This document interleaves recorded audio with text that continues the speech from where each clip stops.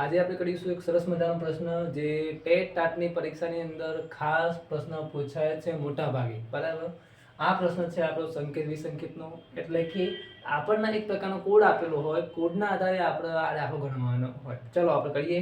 તો એક ચોક્કસ સાંકેતિક ભાષામાં જો યુ આર હિયર ને 7 9 8 વડે દર્શાવાય, વી આર હિયર એટલે કે 5 7 4 વડે દર્શાવાય, એન્ડ યુ એન્ડ વી એટલે 842, તો વી ને આપણે શું લખી શકીએ?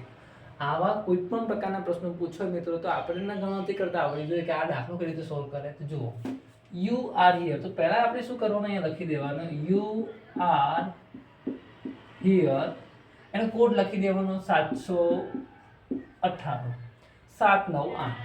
બીજું શું હતું આપણે અહીંયા વી આર હિયર, એટલે લખવાનું વી આર હિયર, એનો કોડ આપણો શું હતો 5 7 અને 4. પછી શું હતું યુ એન્ડ વી, એનો કોડ શું હતો 8 4 2. હવે તમને એવું થશે સાહેબ આની ગણતરી કરવાની કે તમે જુઓ, આપણને શું પૂછ્યું વી, તો વી શોધવા માટે આપણે શું કરવાનું કે જ્યાં જ્યાં સરખું દેખાય ત્યાં આપણે પોઈન્ટ પકડવાનો. જુઓ, પહેલા તો અહીંયા આર સરખું છે, અહીંયા પણ આર છે, હવે પડી ગયો પહેલો પોઈન્ટ. આ બંનેમાં કોમન કેવો છે? R R. તો અહીંયા આ બંનેનો કોડ જે ખરો એમાં કંઈક કોમન હશે. તો જુઓ, 9 5 સેટ ના થાય, 8 4 ના 7 7 સેટ થાય.